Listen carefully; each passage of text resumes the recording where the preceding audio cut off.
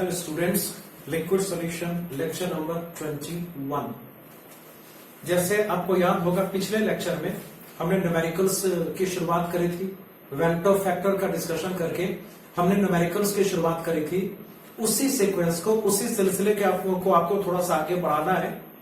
तो चलिए थोड़ा सा डिस्कशन हम आगे बढ़ाते हैं। आपको याद होगा लास्ट टाइम हमने क्वेश्चन नंबर 13 का डिस्कशन किया था और कई सारे क्वेश्चन हमने टिक करे थे ना।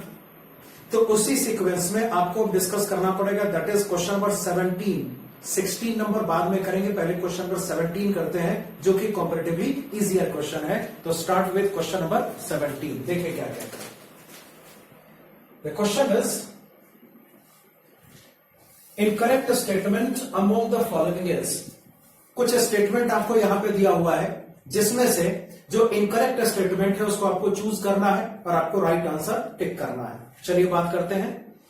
तो ऑब्वियस सी बात है, आपको सारे स्टेटमेंट्स को टिक करना पड़ेगा। और एक चीज और मैं आपको थोड़ा सा मैं समझा दूं, इस बात का जिक्र हो चुका है कि जब तक ना कहा जाए लिक्विड सॉल्यूशन चैप्टर में मोलैरिटी को एक जैसा प्रीट करना है, इसका डिस्कशन हमने किया हुआ है।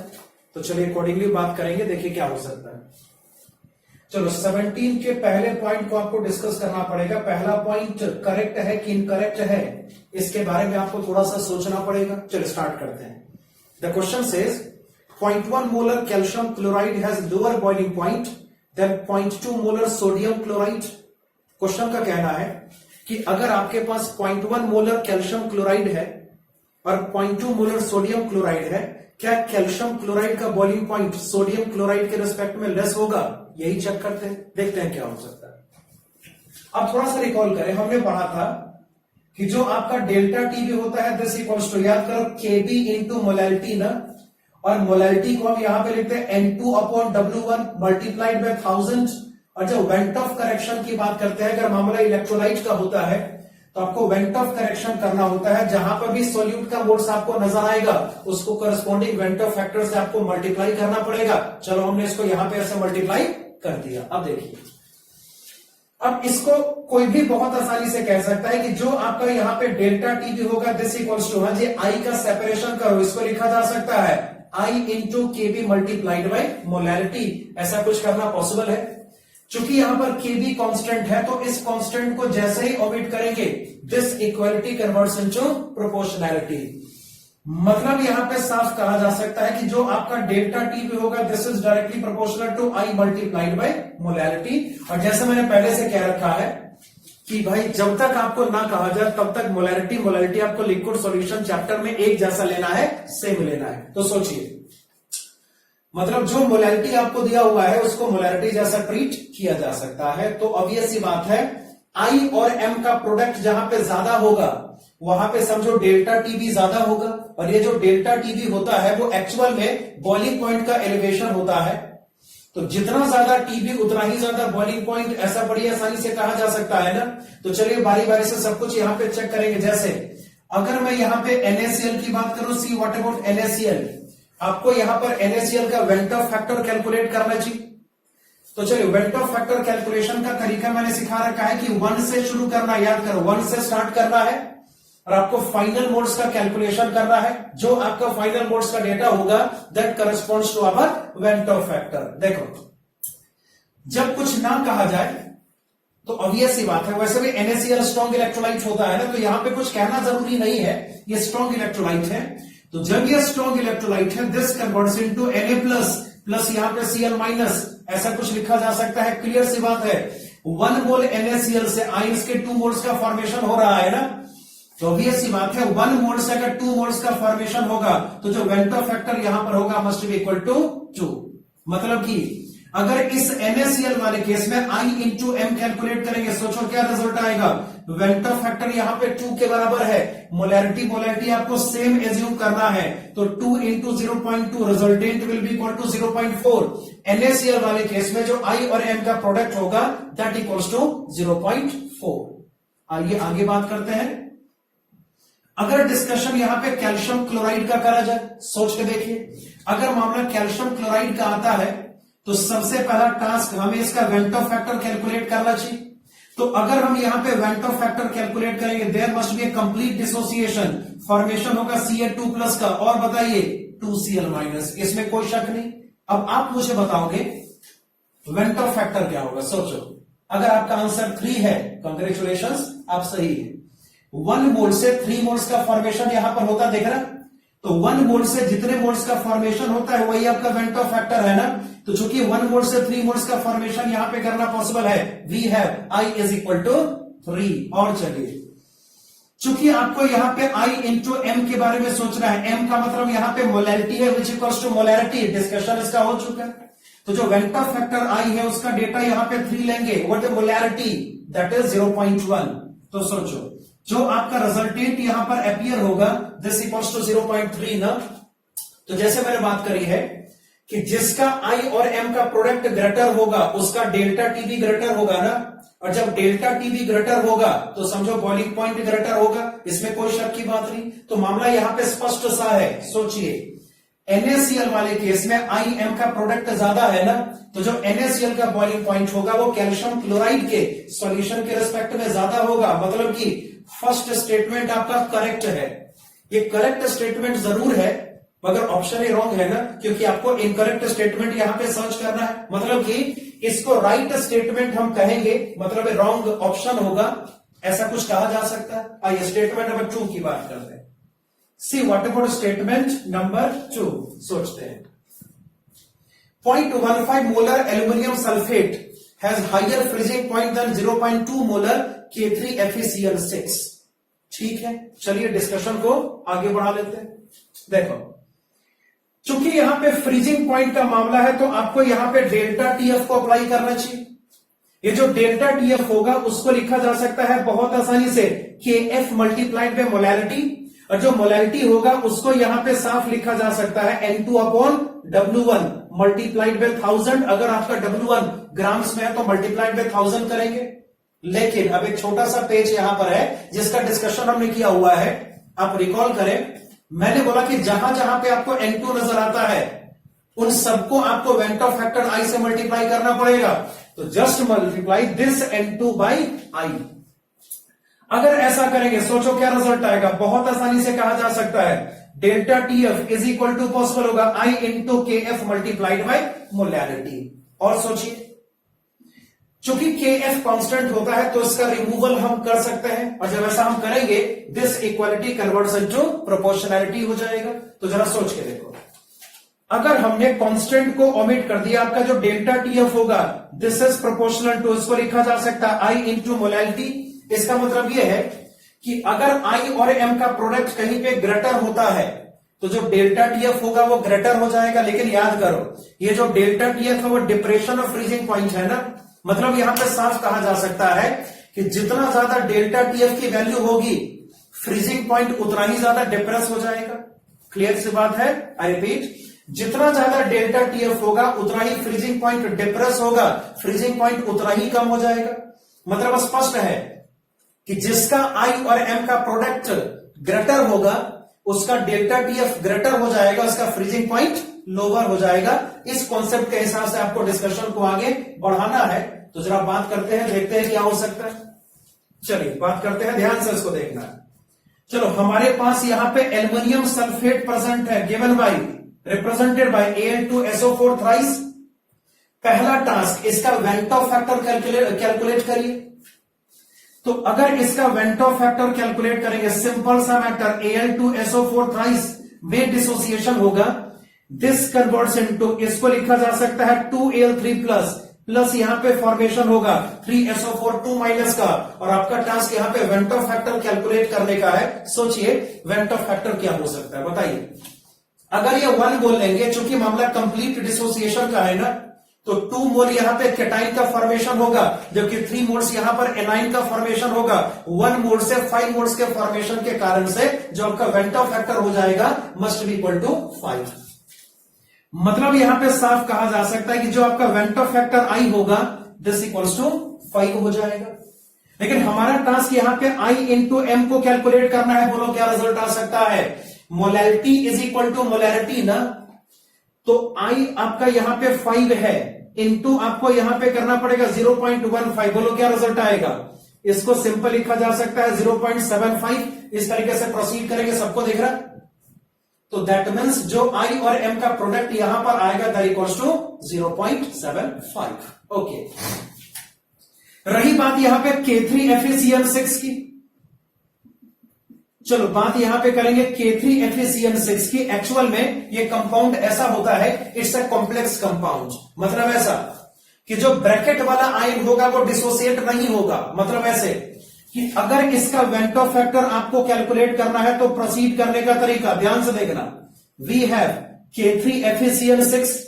जब इसमें डिसोसिएशन आप करोगे ना तो फॉर्मेशन यहां पर हो जाएगा 3K प्लस इसको यहां पे लिखा जा सकता है बहुत आसानी से, वी हैव FeCl6 3-। ये इसका डिसोसिएशन का रिएक्शन होता है। आप मुझे बताएंगे वेंटो फैक्टर क्या होगा। सोचो अगर ये 1 मोल है, चूंकि डिसोसिएशन कंप्लीट है ना, इसके 1 मोल से केटाइन के 3 मोल्स का, जबकि एनाइन के 1 मोल का फॉर्मेशन होगा, तो वेंटो फैक्टर क्या होगा? 1 से 4 मोल्स का फॉर्मेशन अगर होता है तो जो आपका यहां पे करस्पॉन्डिंग वेंटो फैक्टर I होगा दिस इज इक्वल टू 4 ना। आपका टास्क यहां पे I इंटू M को कैलकुलेट करना है, दिस इक्वल्स टू, सोचो क्या रिजल्ट आएगा। ये जो I का डेटा है वो तो 4 है मल्टीप्लाइड बाई मोलैरिटी आपको सेम लेना 0.2, this is equal to answer यहां पे 0.8 ना। तो स्पष्ट यहां पे सबको दिख जाना चाहिए कि अगर मामला एल्युमिनियम सल्फेट का है और इसका कंपैरिजन आपको K3FeCl6 से करना है, तो यहां पे IM का प्रोडक्ट ज्यादा है ना, तो जहां पे IM का प्रोडक्ट ज्यादा होगा वहां पे डेल्टा TF ग्रेटर हो जाएगा, फ्रीजिंग पॉइंट लेस हो जाएगा। मतलब यहां पे साफ कहा जा सकता है कि दूसरे केस का जो फ्रीजिंग पॉइंट होगा पहले केस के रेस्पेक्ट में लेस हो जाएगा। मतलब एल्युमिनियम सल्फेट का जो फ्रीजिंग पॉइंट होगा वो K3FeCl6 के रेस्पेक्ट में ग्रेटर होगा। ऐसा बड़ी आसानी से कहा जा सकता है ना। It's a right statement. और जब स्टेटमेंट यहां पे राइट है तो समझो this is a wrong option. Obvious सी बात है ये आपका राइट ऑप्शन बिल्कुल नहीं हो सकता। इसको कॉपी करिए, फिर हम बाकी सारे ऑप्शंस को एक्सप्लोर करते हैं।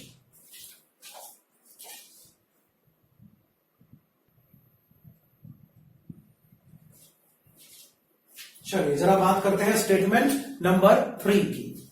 The statement says 0.01 molar glucose exerts higher osmotic pressure than 0.04 molar acetic acid. जो एसिडिक एसिड यहां पर है वो 50% डिसोसिएटेड है। इसका मतलब है कि एसिड का जो आपका अल्फा होगा इज इक्वल टू 0.5। देखते हैं क्या हो सकता है, ध्यान से देखो। मतलब आपको यहां पे कंपैरिजन ग्लूकोज और एसिटिक एसिड में करना है। ग्लूकोज आपका यहां पे बेसिकली नॉन इलेक्ट्रोलाइट होगा। ग्लूकोज क्या होगा भाई? नॉन इलेक्ट्रोलाइट होगा। और जो एसिटिक एसिड होगा दैट इज एन इलेक्ट्रोलाइट। उससे पहले ऑस्मोटिक प्रेशर की थोड़ी सी उसका थोड़ा सा रिवीजन कर लो। Pi is equal to CRT। C को लिखा जाएगा N/V इंटू RT ना, सबको याद है।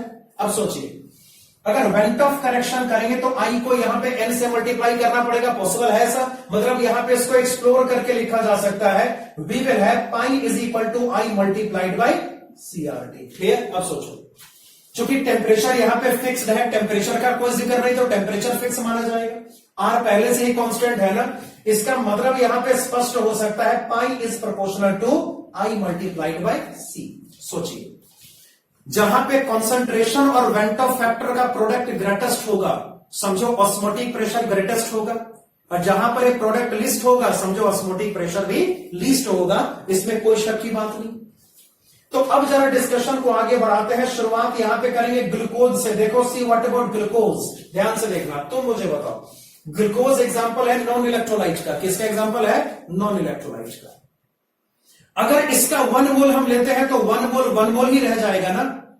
मतलब went Hoff factor non electrolyte का 1 तो हो ही सकता है। सोच कर देखो जैसे मैंने बात करी कि वेंट ऑफ फैक्टर वहां पे इंपॉर्टेंस रखता है जहां पे मामला इलेक्ट्रोलाइट का होता है, जहां पे डिसोसिएशन पॉसिबल है या एसोसिएशन पॉसिबल है। ऐसा मैंने डिस्कस किया हुआ है, ऐसा हमने कहा हुआ है। लेकिन अगर हम किसी नॉन इलेक्ट्रोलाइट की बात करेंगे तो ना तो कोई डिसोसिएशन पॉसिबल होगा ना तो कोई एसोसिएशन पॉसिबल होगा। जितना मोल आप लेंगे लास्ट में वही बचेगा ना। मतलब 1 मोल लिया तो 1 ही मोल बना। ऑब्वियस सी बात है 1 मोल ग्लूकोज डिसोसिएट होने वाला है नहीं, 1 से 1 ही मोल रहेगा। तो फाइनल इनिशियल मोल्स हमेशा बराबर होते हैं किसी भी नॉन इलेक्ट्रोलाइट के केस में। तो इसका जो वेंट ऑफ फैक्टर होगा 1 माना जाएगा, इसमें कोई दिक्कत नहीं। तो ग्लूकोज जो कि नॉन इलेक्ट्रोलाइट है तो van't Hoff factor I is equal to 1, इसमें कोई दिक्कत नहीं। आपको यहां पे I इंटू सी कैलकुलेट करना है। बोल क्या रिजल्ट आएगा? ग्लूकोज का कंसंट्रेशन आपको दिया है 0.01 मोलर। तो ऑब्वियस सी बात है I और C का जो प्रोडक्ट है दिस इक्वल्स टू 0.01। लेकिन मेन डिस्कशन आपको इस केस में एसिटिक एसिड का करना पड़ेगा। सी what about the acetic acid, थोड़ा ध्यान से देखना है। ये एक ऐसा केस आपको दिख रहा है जहां पे पार्शियल डिसोसिएशन पॉसिबल है और जो अल्फा की वैल्यू है दैट इक्वल्स टू 0.5। याद करो अल्फा होता है परसेंटेज अपॉन 100। ऑब्वियस सी बात है आपको यहां पे थोड़ी सी मेहनत करनी पड़ेगी और वेंटो फैक्टर आपको कायदे से कैलकुलेट करना पड़ेगा। तो चलिए पहले तो रिएक्शन इसका नोट करते हैं ना। ये जो एसिटिक एसिड है दिस कन्वर्ट्स इनटू हो जाएगा acetate A9 plus H plus के टाइम। अब सोचिए शुरुआत आपको यहां पे 1 मोल से करना है, रिजल्ट आएगा 0। यहां पे क्या रिजल्ट आएगा? 0। याद करो ये मेथड हमने सीखा था पिछली क्लास में ना। और सोच अगर एसिटिक एसिड का अल्फा आपको मालूम है, याद कर 1 में से क्या माइनस करेंगे? अल्फा। फॉर्मेशन यहां पर होगा अल्फा का, यहां पे फॉर्मेशन अल्फा का हो जाएगा। और जैसे आपको पता अल्फा इक्वल्स टू 0.5 तो 1 में से 0.5 यहां पे माइनस करोगे। ऐसा करते हैं ना, देखो ऐसा रह गया। तो जो आपका वेंटो फैक्टर यहां पर होगा, चूंकि हमने 1 मोल से शुरुआत करा है ना, 1 मोल से जितने मोल्स का फॉर्मेशन होता है वही तो आपका वेंटो फैक्टर है। तो I इज इक्वल टू यहां पे N फाइनल होगा। N फाइनल को कैलकुलेट किया जा सकता है। आप आराम से सारे मोल्स का समेशन करो। तो जब ऐसा आप करोगे रिजल्ट यहां पर होगा 1 प्लस अल्फा, यानी इसको क्या लिखेंगे? अल्फा 0.5 दिस इक्वल्स टू 1.5 ना। चल हमारा टारगेट यहां पे I इंटू सी को कैलकुलेट करना है। सोचो क्या होगा? वेंटो फैक्टर I 1.5 है। What is the concentration? सोचो we have the concentration equals to 0.04। हाँ जी, कंसंट्रेशन आपके पास कितना प्रेजेंट है? 0.04 है। देख रहा सबको? तो सोचिए 1.5 इंटू 0.04, ये बहुत छोटी वैल्यू हो जाएगी ना।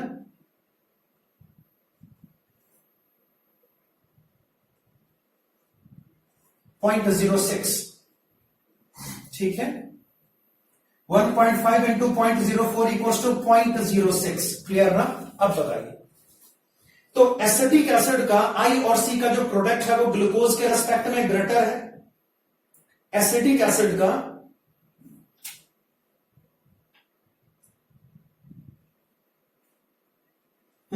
एसिटिक एसिड का जो I और C का प्रोडक्ट है ये एक्चुअल में ग्लूकोज के रेस्पेक्ट में ग्रेटर है। मतलब एसिटिक एसिड का जो पाई वैल्यू होगा वो ग्लूकोज के रेस्पेक्ट में ग्रेटर होगा ना। जबकि यहां पे लिखा है कि ग्लूकोज का ऑस्मोटिक प्रेशर एसिटिक एसिड के रेस्पेक्ट में ग्रेटर होगा। That's a incorrect statement.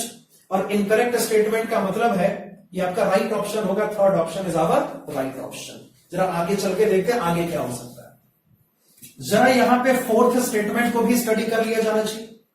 हो सकता है more than one option correct हो।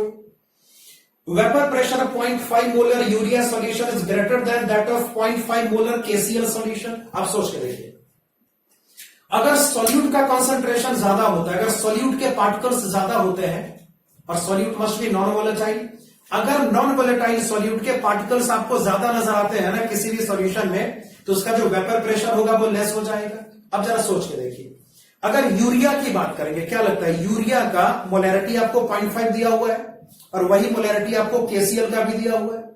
ऐसा सोचो। अगर मैं बात करूं, सोचो यूरिया का अगर मामला हम लेते हैं तो यूरिया में कोई डिसोसिएशन वगैरह तो पॉसिबल है नहीं। मतलब यहां पे जो पार्टिकल्स का नंबर होगा वो 0.5 मोलर के अकॉर्डिंग हो जाएगा। मगर अगर मैं यहां पे बात करता हूं किसकी भाई KCl की, इसका जो वेंटो फैक्टर होगा वो 2 हो जाएगा। सोच के देखो KCl का 1 मोल एक्चुअल में 2 मोल्स का फॉर्मेशन करेगा बाय डिसोसिएशन। मतलब यहां पे स्पष्ट है KCl वाले केस में जो आयंस का टोटल नंबर होगा वो यूरिया के रेस्पेक्ट में ज्यादा हो जाएगा। अगर आपके पास सॉल्यूट के ज्यादा पार्टिकल्स अवेलेबल है, ध्यान से, अगर आपके पास सॉल्यूट के ज्यादा पार्टिकल्स अवेलेबल है तो ऑब्वियस सी बात है इसका इफेक्ट वेपर प्रेशर पे पड़ेगा और वेपर प्रेशर लेस हो जाएगा। मतलब यहां पे साफ कहा जा सकता है KCl का जो वेपर प्रेशर होगा वो यूरिया के रेस्पेक्ट में कम आने वाला है, क्योंकि KCl ज्यादा आयंस का प्रोडक्शन करता है ना। तो यूरिया का वेपर प्रेशर KCl के रेस्पेक्ट में ज्यादा होगा। ये राइट स्टेटमेंट है, मतलब ये हमारा रॉन्ग ऑप्शन है।